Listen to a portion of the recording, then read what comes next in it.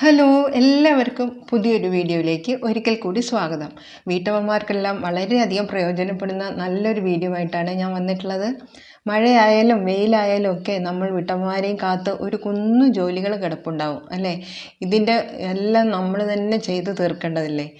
പലപ്പോഴും ഹസ്ബൻഡിന് ജോലിക്ക് പോകേണ്ടതായിട്ട് വരും. അതുപോലെ കുഞ്ഞുങ്ങൾ സ്കൂളിൽ പോകുന്നവരുണ്ടാകും, കോളേജിൽ പോകുന്നവരുണ്ടാകും. കൂടാതെ തന്നെ വീട്ടമ്മമാരായ നമുക്ക് തന്നെ ചിലപ്പോൾ ജോലിയുള്ളവരായിരിക്കും അല്ലേ? ഉദാഹരണം പറയുകയാണെങ്കിൽ എന്നെക്കുറിച്ച് തന്നെ പറയുകയാണെങ്കിൽ ഞാനും ഒരു ഹൈസ്കൂൾ ടീച്ചറായിരുന്നു. 30 വർഷം ഞാൻ ജോലി ചെയ്തിരുന്നു ടീച്ചറായിട്ട്. അപ്പോൾ രാവിലെ എഴുന്നേറ്റ് ഹസ്ബൻഡിനും മക്കൾക്കും എനിക്കുമുള്ള എല്ലാ ഭക്ഷണവും എല്ലാം റെഡിയാക്കിയിട്ടായിരുന്നു ഞാൻ ജോലിക്ക് പോയിരുന്നത്. അപ്പോൾ ഇതുപോലെയുള്ള ജോലിഭാരം നമ്മളെ തളർത്താതിരിക്കാൻ നമ്മൾ ഫിസിക്കലായിട്ടും മെൻ്റലായിട്ടും നമ്മളെ തന്നെ ഒരു പോസിറ്റീവായിട്ട് വെക്കാൻ നമ്മൾ തന്നെ ശ്രദ്ധിക്കണം. അപ്പോൾ അതിനുള്ള ചെറിയ ടിപ്സായിട്ടാണ് ഞാൻ വന്നിരിക്കുന്നത്. അപ്പോൾ നമ്മൾ രാവിലെ എഴുന്നേറ്റ് കഴിഞ്ഞാൽ രാത്രി നമ്മൾ ധരിച്ചിരിക്കുന്നത് ചിലപ്പോൾ ലൂസായിട്ടുള്ള എന്തെങ്കിലും നൈറ്റി പോലെ ഡ്രസ്സാണെങ്കിൽ അത് നമ്മൾ മാറ്റി വെച്ച് നമുക്ക് മനസ്സിന് തൃപ്തി തരുന്ന നല്ലൊരു ഡ്രസ്സ് ധരിച്ച ശേഷം നമ്മൾ ആദ്യം നമ്മുടെ പ്രഭാത കൃത്യങ്ങളെല്ലാം കഴിഞ്ഞിട്ട് നമ്മളെ തന്നെ ഒന്ന് ഒരുക്കുന്നത് നമുക്ക് നല്ലൊരു പോസിറ്റീവ് എനർജി ഉണ്ടാക്കും. മുടിയെല്ലാം നന്നായിട്ടൊന്ന് ചീവി കെട്ടി കണ്ണാടിയുടെ മുന്നിൽ നിന്ന് എന്തെങ്കിലും ഒരു ക്രീം ഉണ്ടെങ്കിൽ എന്തെങ്കിലും ഒരു ക്രീം നമ്മുടെ മുഖത്തും കൈകളിലൊക്കെ ഒന്ന് തേച്ച് നമ്മളെ തന്നെ കണ്ണാടിയിൽ നോക്കി നമ്മളെ തന്നെ ഒന്ന് പോസിറ്റീവാക്കി വെക്കാൻ ശ്രദ്ധിക്കുക. അതിനുശേഷം നമ്മൾ എന്ത് ചെയ്യണം? അടുക്കളയിലേക്ക് കയറാം. അടുക്കളയിലേക്ക് കയറുന്നതിന് മുന്നായിട്ട് എനിക്ക് പറയാനുള്ളത്, തലേന്ന് രാത്രി നമ്മൾ എല്ലാം ഭംഗിയായിട്ട് അടുക്കള വെച്ചിട്ടുണ്ടെങ്കിൽ മാത്രമേ നമുക്ക് രാവിലെ അങ്ങോട്ട് എണീക്കുമ്പോൾ നല്ലൊരു ഫുൾ എനർജി കിട്ടുകയുള്ളൂ. അപ്പോൾ ആദ്യം തന്നെ നല്ല വെളിച്ചവും വെട്ടമൊക്കെ കിട്ടാൻ വേണ്ടിയിട്ട് ജനവാതിലൊക്കെ ഞാൻ തുറന്നിടാറുണ്ട്.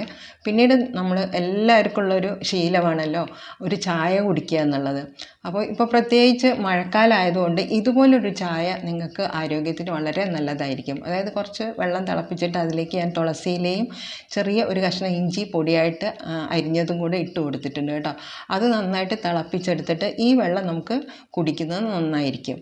അല്ലെങ്കിൽ ഇതിന് പകരമായിട്ട് നിങ്ങൾക്ക് പട്ട ഇട്ടിട്ടുള്ള വെള്ളം, അതുപോലെ ഗ്രാമ്പു ഇട്ട് തിളപ്പിച്ചത്, മല്ലി ഇട്ട് തിളപ്പിച്ചത്, ചെറിയ ജീരകം ഇട്ട് തിളപ്പിച്ച വെള്ളം എല്ലാം കുടിക്കുന്നത് വളരെ ഹെൽത്തിയാണ്.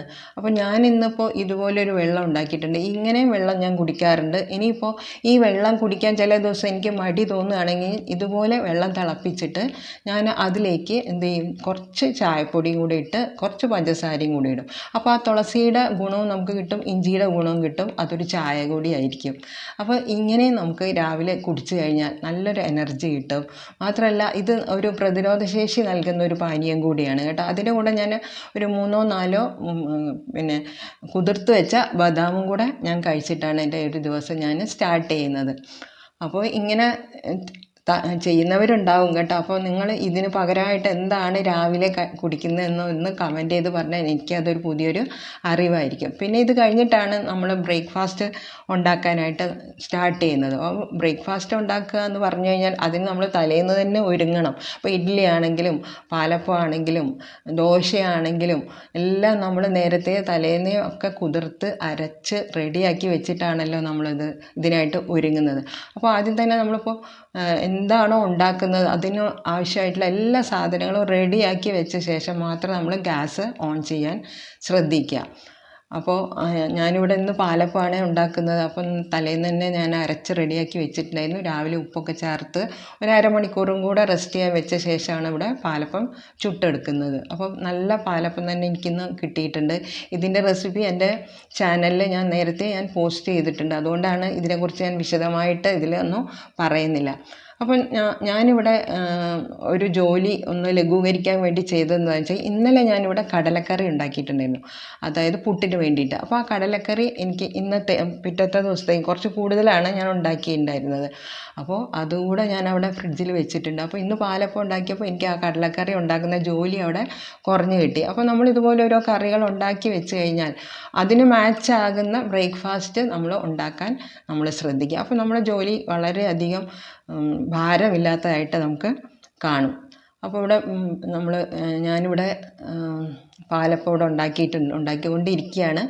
ഉണ്ടാക്കിയതെല്ലാം ഞാൻ അവിടെ കാസറോളിലേക്ക് മാറ്റുന്നുണ്ട്. നല്ല ചൂടോടെ തന്നെ നമ്മുടെ കുടുംബത്തിന് ഭക്ഷണം വിളമ്പുന്നത് നമ്മുടെ ഒരു ഉത്തരവാദിത്തമാണല്ലോ അല്ലേ. ഇതിൻ്റെ കൂടെ തന്നെ ഞാൻ മറ്റേ സ്റ്റൗവിൽ ഞാൻ ഇവിടെ കടലക്കറി ഇവിടെ ചൂടാക്കുന്നുണ്ട്. അപ്പോൾ ഇന്ന് കടലക്കറി ഉണ്ടാക്കേണ്ട ജോലി എനിക്കവിടെ കുറഞ്ഞ് കിട്ടിയിട്ടുണ്ട്. അപ്പം കടലക്കറി ഇവിടെ റെഡി ആയി കഴിഞ്ഞാൽ അടുത്തതായിട്ട് നമുക്കിത് ഇനി ടേബിളിലേക്ക് എത്തിക്കുക എന്നാണല്ലോ, അതൊരു ജോലി തന്നെയാണല്ലോ. അപ്പോൾ നമ്മൾ ഡൈനിങ് ടേബിളിലേക്ക് പോകുന്നതിന് മുമ്പായിട്ട്, ആദ്യം ഭക്ഷണം വെക്കുന്നതിന് മുമ്പായിട്ട് രാവിലെ എന്ത് ചെയ്യണം, നമ്മൾ ആ ഡൈനിങ് ടേബിൾ നന്നായിട്ട് ഒന്ന് തുടച്ചെടുക്കണം. രാത്രി നമ്മൾ തുടച്ചിട്ടതാണെങ്കിൽ കൂടിയും രാവിലെ നമ്മൾ ഇതുപോലെ ഒന്ന് തുടച്ച ശേഷം മാത്രം ഭക്ഷണം ഡൈനിങ് ടേബിളിലേക്ക് വെക്കുന്നതാണ് ഏറ്റവും നല്ലത്. കാരണം രാത്രി ഇതിൻ്റെ മുകളിലൂടെ വല്ല പാറ്റയോ പല്ലിയോ ഒക്കെ ഓടിപ്പോയിട്ടുണ്ടോ ഒന്നും നമുക്ക് അറിയില്ലല്ലോ. പിന്നീട് നമ്മൾ ശ്രദ്ധിക്കേണ്ട കാര്യം, ചൂടുള്ള ഭക്ഷണം ഡൈനിങ് ടേബിളിലേക്ക് വെക്കുമ്പോൾ ആ ഡൈനിങ് ടേബിളിൻ്റെ ആയുസ് ദീർഘകാലത്തേക്ക് വെക്കുക എന്നുള്ളതും കൂടെ ഒരു വീട്ടമ്മയുടെ ചുമതലയല്ലേ. അപ്പോൾ ഇതുപോലുള്ള ടേബിൾ മാറ്റുകൾ വെച്ച ശേഷം മാത്രം നമ്മൾ ഭക്ഷണ സാധനങ്ങൾ അതിന് മുകളിൽ വെക്കാൻ ശ്രദ്ധിക്കുക.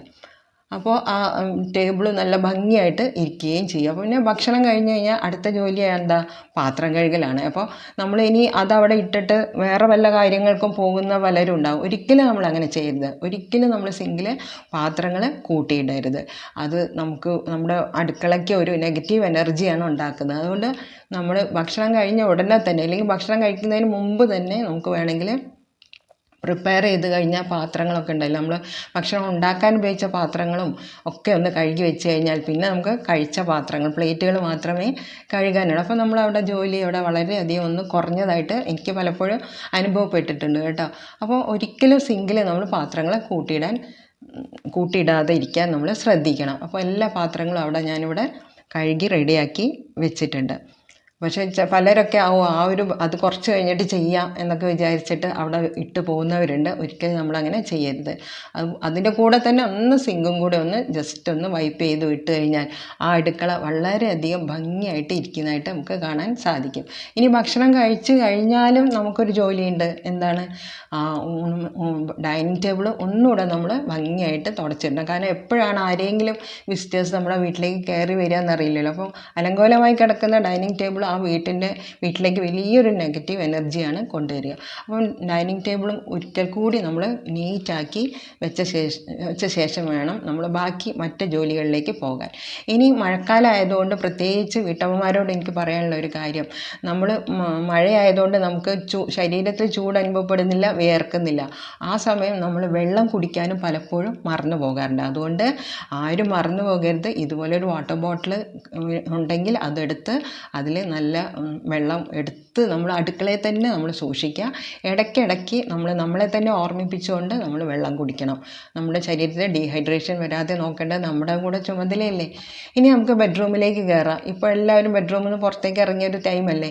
അപ്പോൾ ആദ്യം തന്നെ ബെഡ്റൂമിൻ്റെ ജനവാതിലുകളൊക്കെ ഒന്ന് തുറന്നിട്ട് എയർ ഫ്ലോ നമുക്ക് നന്നായിട്ട് ബെഡ്റൂമിലേക്ക് കയറുന്ന രീതിയിലാക്കുക. പിന്നെ ചൊളിഞ്ഞ് കിടക്കുന്ന ബെഡ്ഷീറ്റൊക്കെ ഒന്ന് നന്നായിട്ടൊന്ന് വിരിച്ചിടുക.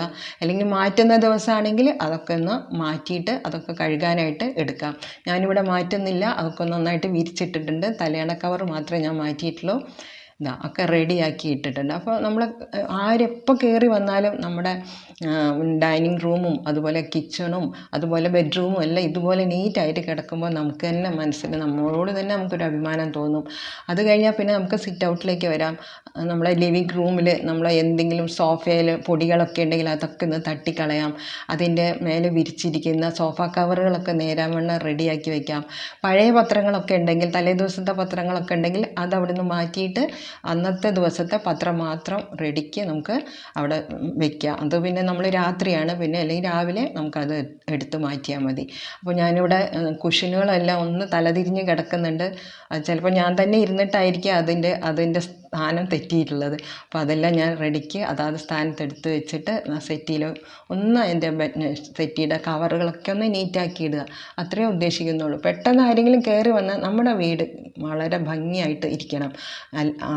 അത് കാണുമ്പോൾ തന്നെ നമുക്ക് തന്നെ നല്ലൊരു എനർജി കിട്ടുന്നതായിരിക്കും. അപ്പോൾ അതൊക്കെ കഴിഞ്ഞ് നമ്മൾ അടുക്കളയും കൂടെ ഇതുപോലെ നീറ്റാക്കി ഇട്ട് കഴിഞ്ഞാൽ നമുക്ക് നമ്മളോട് തന്നെ പറയാം, വെരി ഗുഡ് എന്ന് പറഞ്ഞ് നമുക്ക് നമ്മുടെ തോളിൽ തന്നെ ഒന്ന് തട്ടുമ്പോൾ നമുക്ക് കൂടുതൽ ദിവസം ആ അടുത്ത ദിവസത്തേക്കുള്ള നല്ലൊരു എനർജി വർക്ക് ചെയ്യാനുള്ളത് കിട്ടുന്നതായിരിക്കും. അപ്പോൾ ഇത് കാണുന്ന പലരും ഇതുപോലെ തന്നെ ചെയ്യുന്ന നല്ല വീട്ടമ്മമാരായിരിക്കും എന്ന് എനിക്ക് വളരെയധികം ഉറപ്പുണ്ട്.